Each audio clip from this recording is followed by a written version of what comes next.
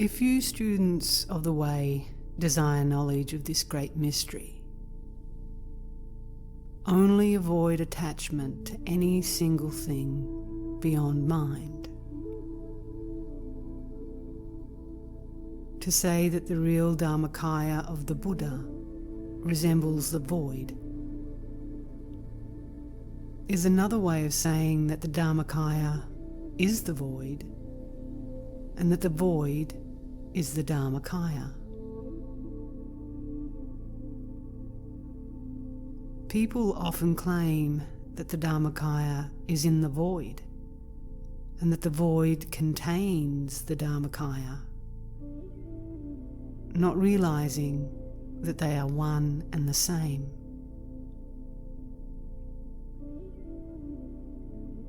But if you define the void as something existing,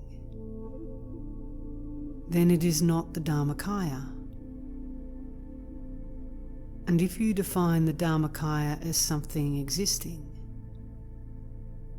then it is not the void.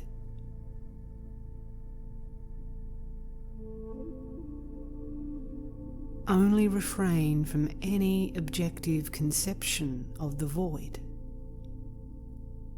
Then it is the Dharmakaya. And if you only refrain from any objective conception of the Dharmakaya, why, then it is the void.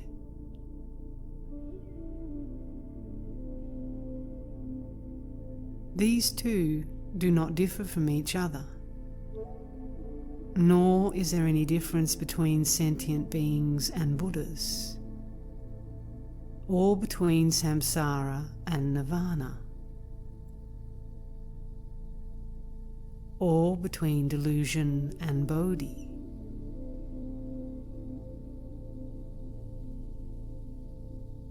When all such forms are abandoned, there is the Buddha.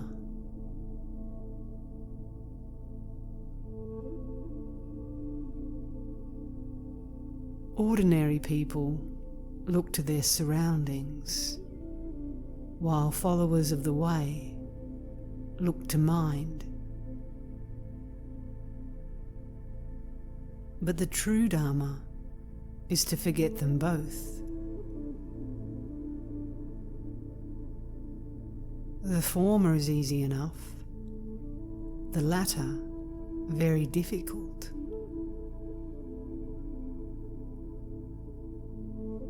People are afraid to forget their minds, fearing to fall through the void with nothing to stay their fall. They do not know that the void is not really void, but the realm of the real Dharma.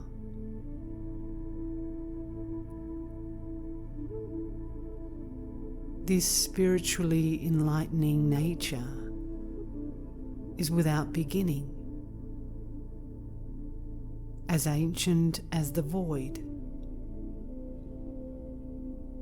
subject neither to birth nor to destruction, neither existing nor not existing, neither impure nor pure, neither clamorous nor silent, neither old nor young, occupying no space, having neither inside nor outside, size nor form, colour nor sound.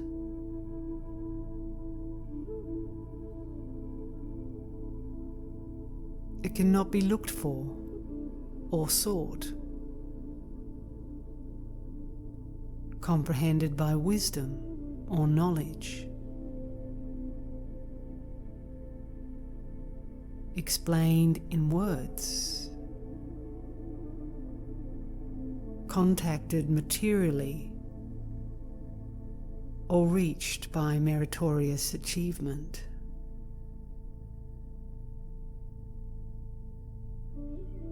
All the Buddhas and Bodhisattvas, together with all wriggling things possessed of life, share in this great nirvanic nature. This nature is mind. Mind is the Buddha, and the Buddha is the Dharma.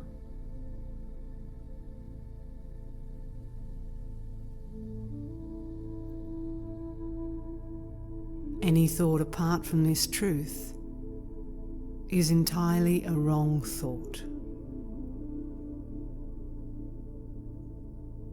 You cannot use mind to seek mind,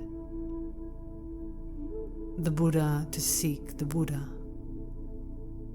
or the Dharma to seek the Dharma.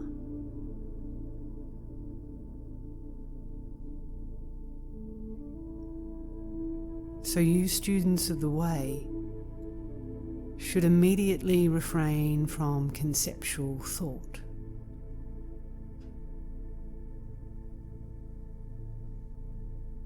Let a tacit understanding be all. Any mental process must lead to error. There is just a transmission of mind with mind. This is the proper view to hold.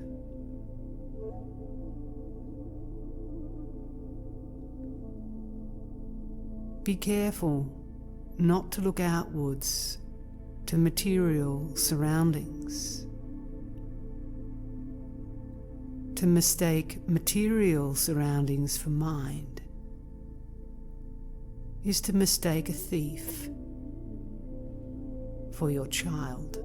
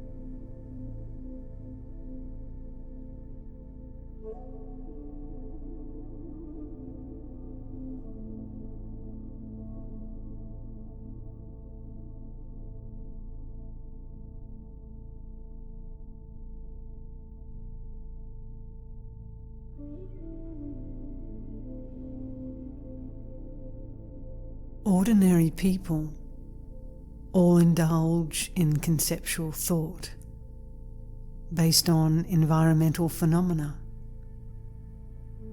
Hence, they feel desire and hatred.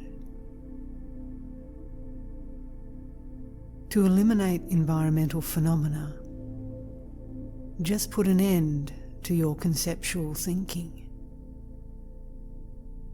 When this ceases, environmental phenomena are void.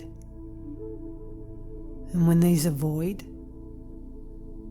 thought ceases.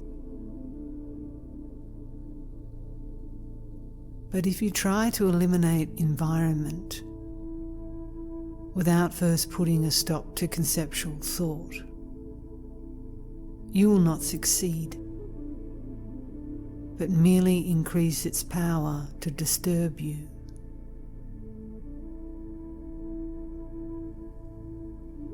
Thus, all things are naught but mind, intangible mind. So what can you hope to attain? Those who are students of prajna, wisdom, hold that there is nothing tangible whatever. So they cease sinking of the three vehicles. There is only the one reality, neither to be realized nor attained. To say, I am able to realize something, or I am able to attain something, is to place yourself among the arrogant.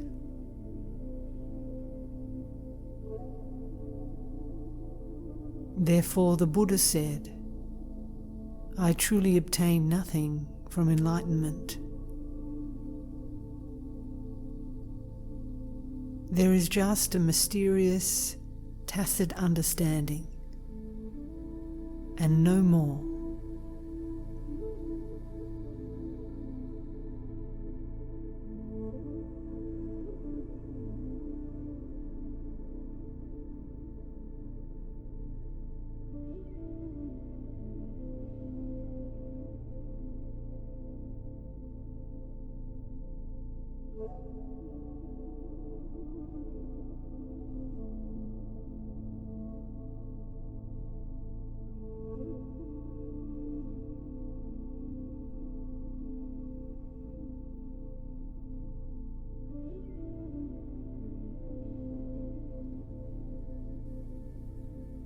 If an ordinary person, when they are about to die,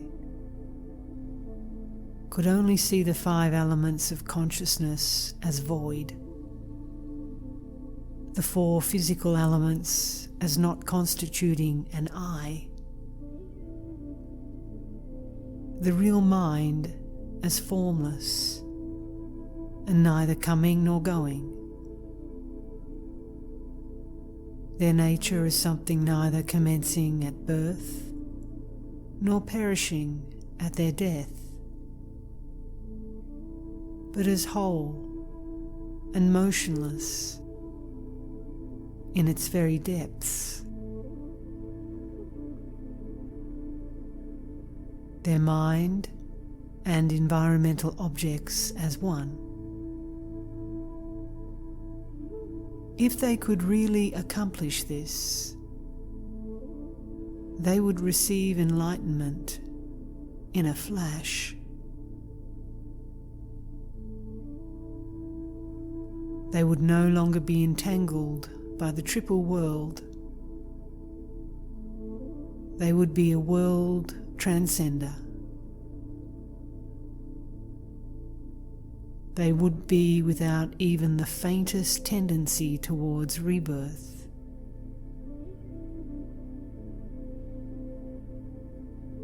If they should behold the glorious sight of all the Buddhas coming to welcome them, surrounded by every kind of gorgeous manifestation,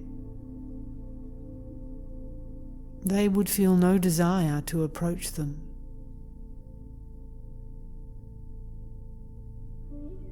If they should behold all sorts of horrific forms surrounding them,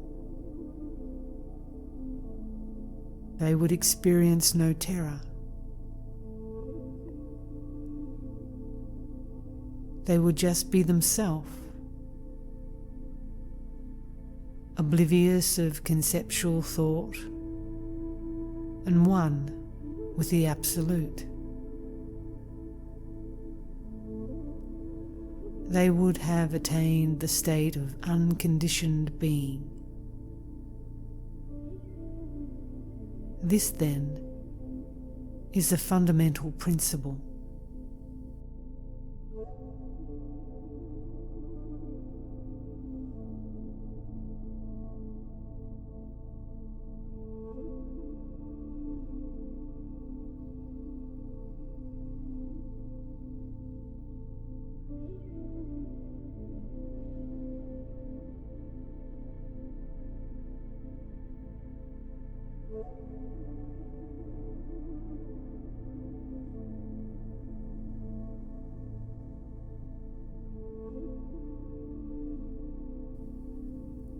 The mind of the Bodhisattva is like the void, and everything is relinquished by it.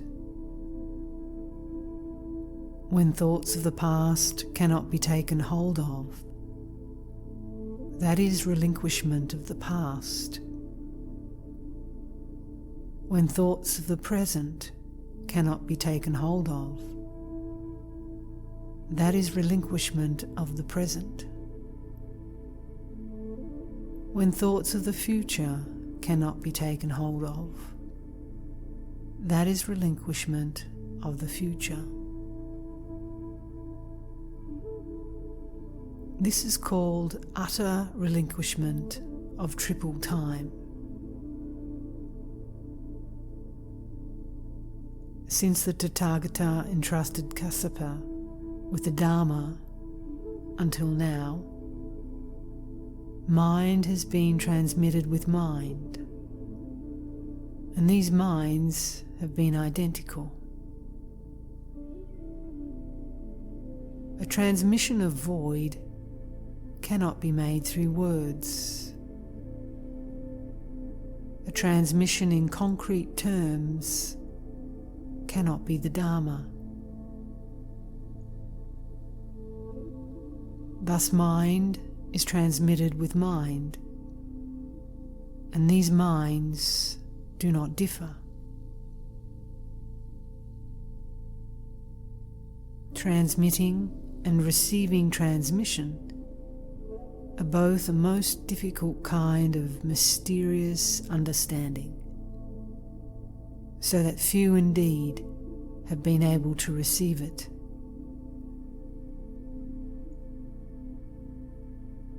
In fact, however, mind is not mind, and transmission is not really transmission.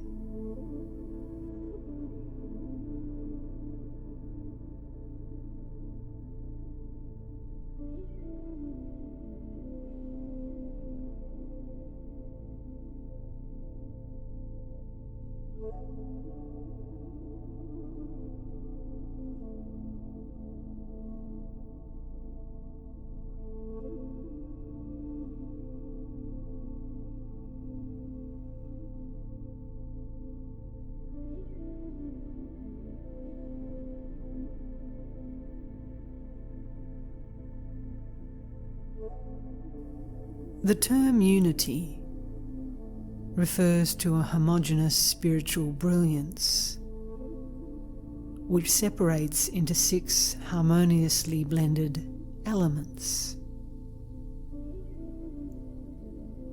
The homogeneous spiritual brilliance is the one mind,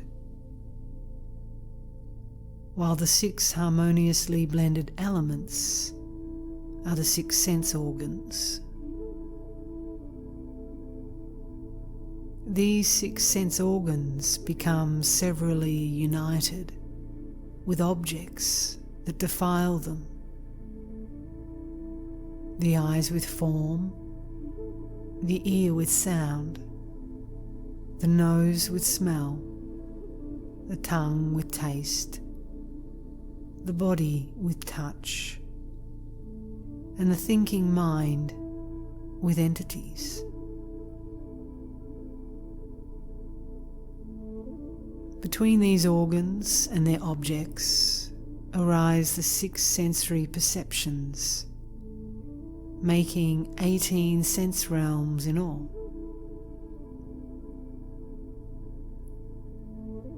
If you understand that these 18 realms have no objective existence, you will bind the 6 harmoniously blended elements into a single spiritual brilliance. A single spiritual brilliance which is the one mind.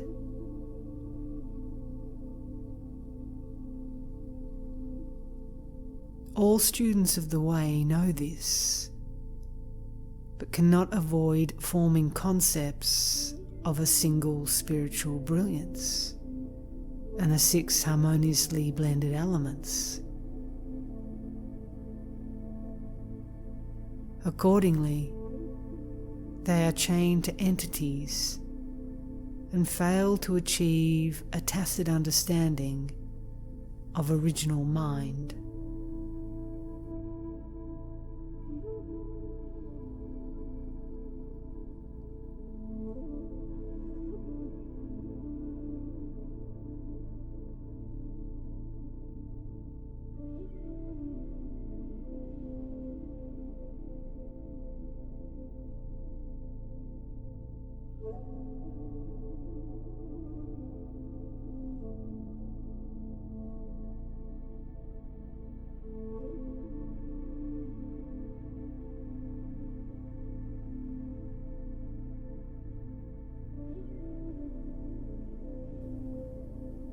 Regarding this Zen doctrine of ours, since it was first transmitted, it is never taught that people should seek for learning or form concepts. Studying the way is just a figure of speech. It is a method of arousing people's interest in the early stages of their development. But in fact, the way is not something which can be studied. Study leads to the retention of concepts, and so the way is entirely misunderstood. Moreover, the way is not something specially existing. It is called the Mahayana mind which is not to be found inside, outside, or in the middle. Truly, it is not located anywhere. The first step is to refrain from knowledge-based concepts. This implies that if you were to follow the empirical method to the utmost limit, on reaching that limit, you would still be unable to locate mind.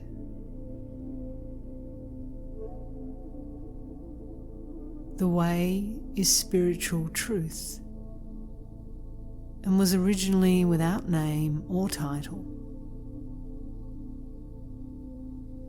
It was only because people ignorantly sought for it empirically that the Buddhas appeared and taught them to eradicate this method of approach.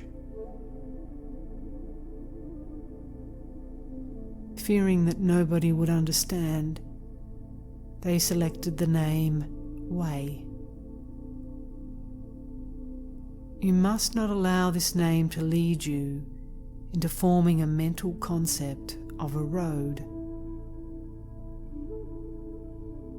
So it is said, when the fish is caught, we pay no more attention to the trap.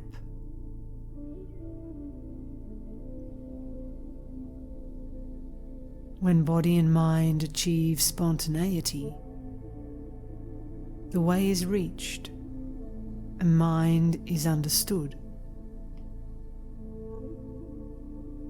A samana is so called because they have penetrated to the original source of all things.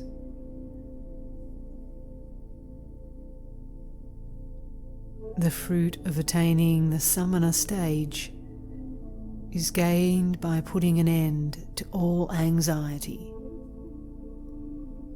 It does not come from book learning.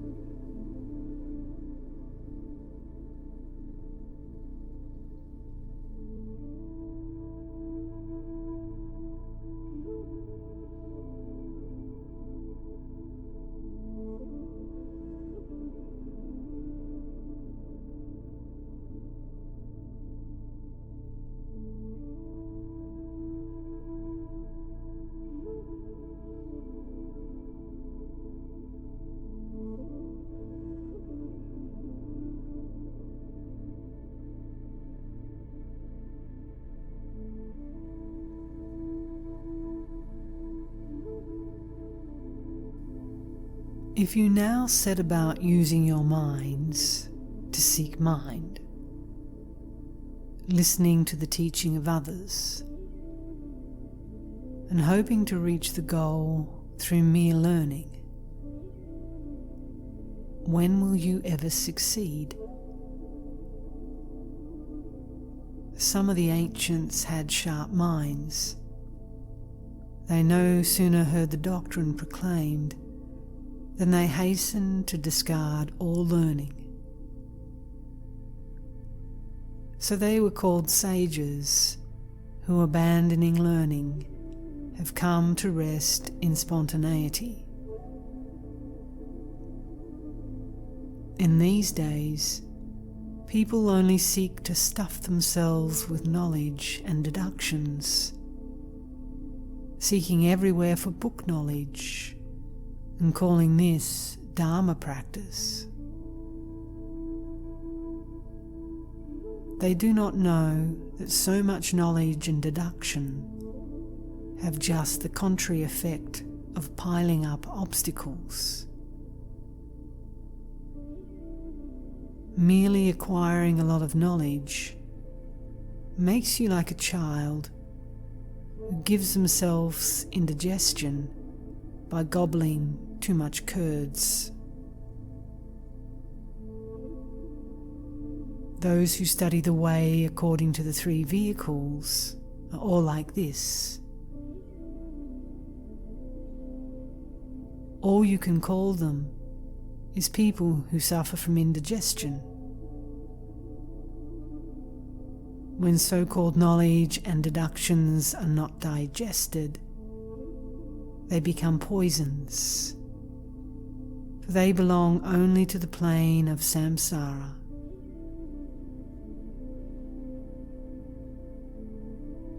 In the Absolute, there is nothing at all of this kind. So it is said, in the armoury of my sovereign, there is no sword of thusness.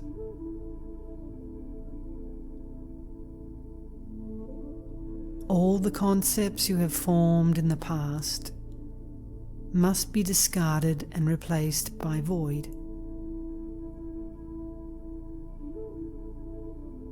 Where dualism ceases, there is the void of the womb of Tathagatas.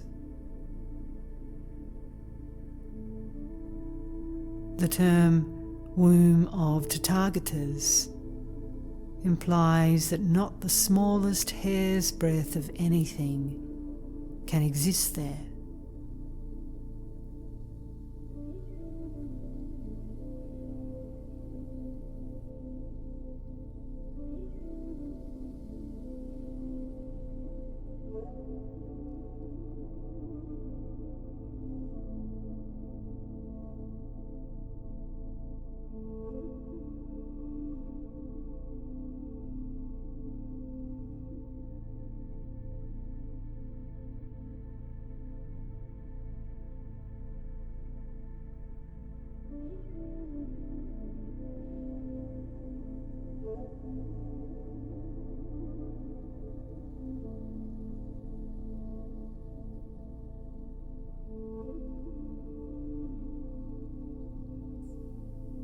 In the teaching of the three vehicles, it is clearly explained that the ordinary and enlightened minds are illusions.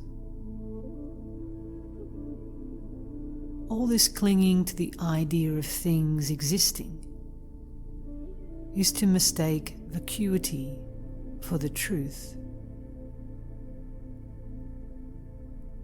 How can such conceptions not be illusory?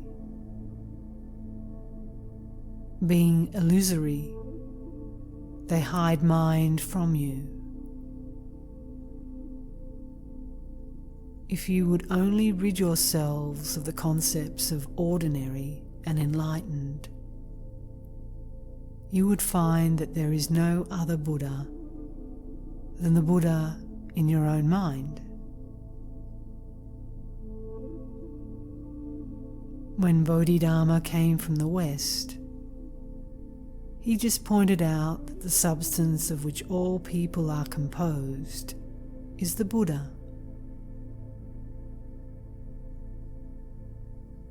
You people go on misunderstanding. You hold to concepts such as ordinary and enlightened, directing your thoughts outwards where they gallop about like horses. All this amounts to beclouding your own minds.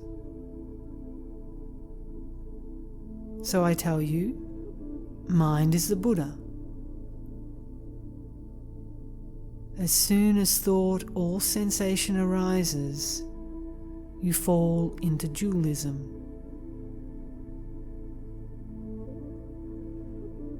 Beginningless time and the present moment are the same. There is no this and no that.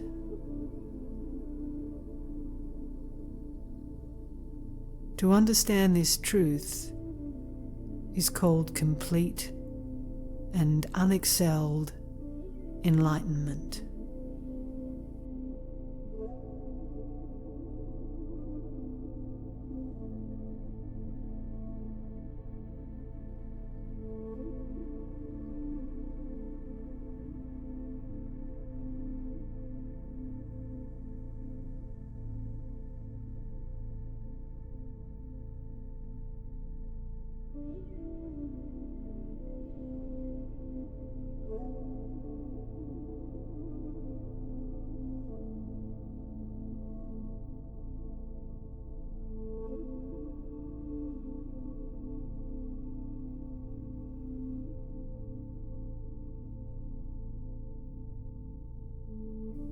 Bodhidharma said, "The nature of the mind, when understood, no human speech can compass or disclose. Enlightenment is naught to be attained, and he that gains it does not say he knows."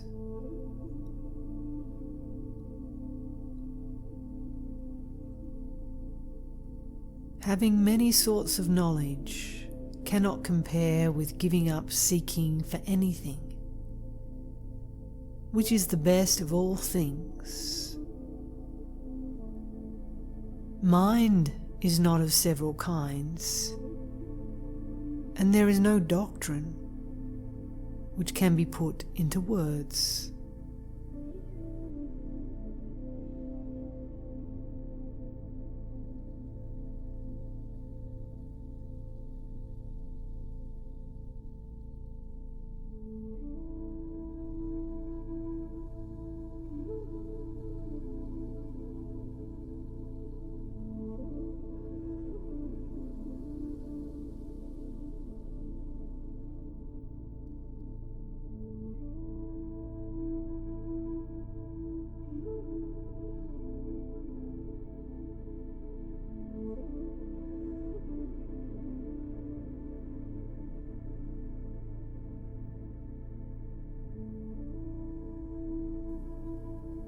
To be absolutely without concepts is called the wisdom of dispassion. Every day, whether walking, standing, sitting, or lying down, and in all your speech, remain detached from everything within the sphere of phenomena. Whether you speak or merely blink an eye, let it be done with complete dispassion.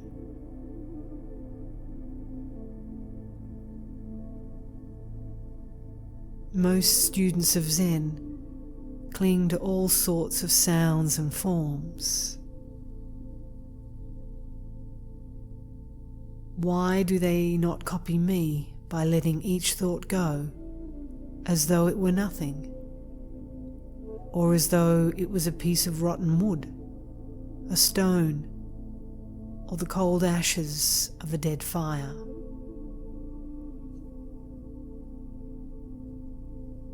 Or else, just by making whatever slight response is suited to each occasion. If you do not act thus, when you reach the end of your days here, you will be tortured by the King of Hell. You must get away from the doctrines of existence and non-existence. For mind is like the sun, forever in the void, shining spontaneously, shining without intending to shine.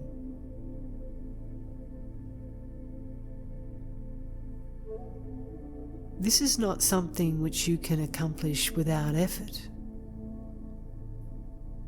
But when you reach the point of clinging to nothing whatever, you will be acting as the Buddhas act.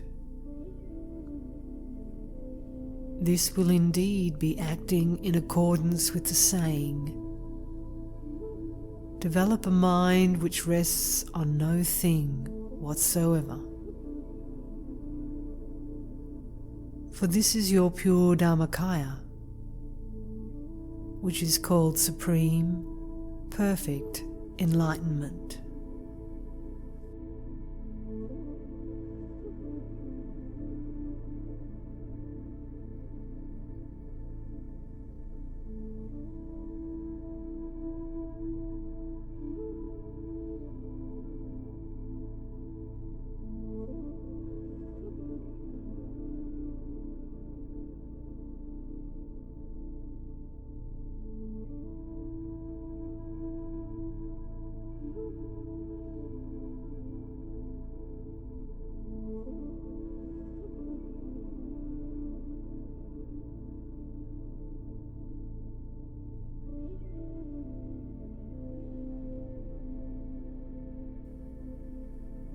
You do not see that the fundamental doctrine of the Dharma is that there are no Dharmas,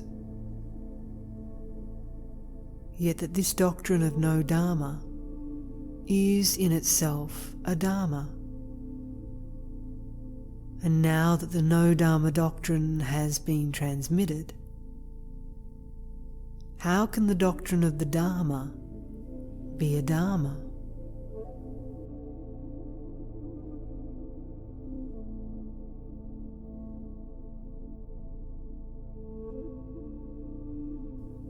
Whoever understands the meaning of this deserves to be called a monk, one skilled at Dharma practice.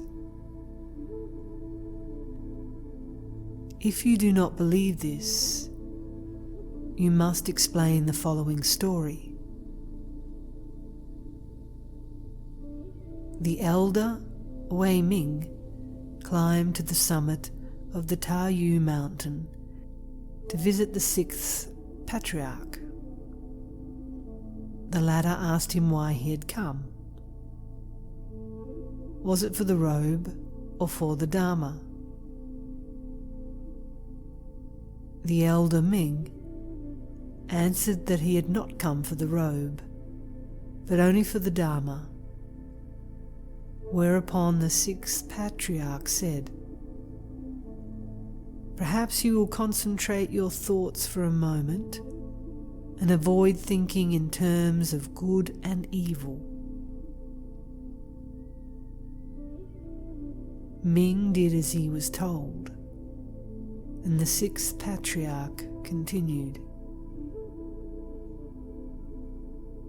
"While you are not thinking of good and not thinking of evil, just at this very moment, return to what you were before your father and mother were born.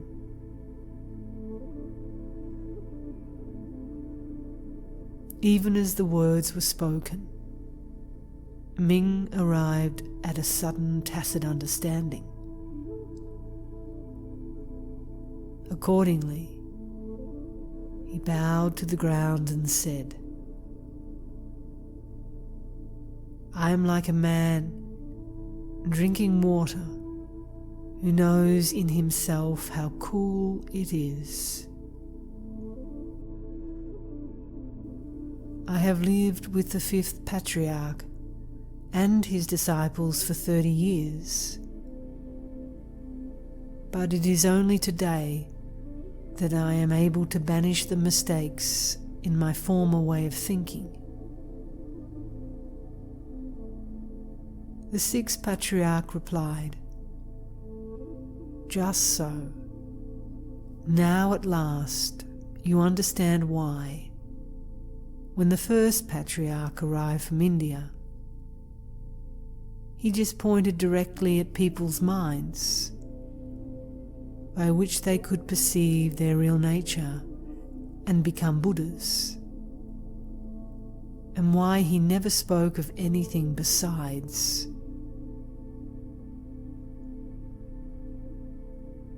Have we not seen how, when Ananda asked Kassapa what the world honoured had transmitted to him in addition to the golden robe, the latter exclaimed, "Ananda!"